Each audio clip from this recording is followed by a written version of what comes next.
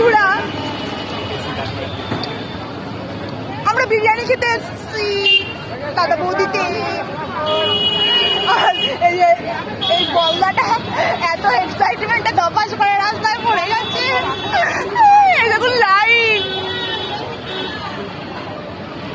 আর এই বিরিয়ানির দোকানেও একটা ভলেন্টিয়ার আছে, দেখাচ্ছি ভলেন্টিয়ারকে।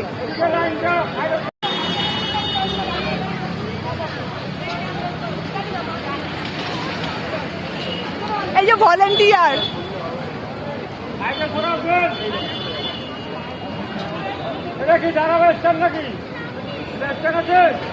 ওই দেখুন।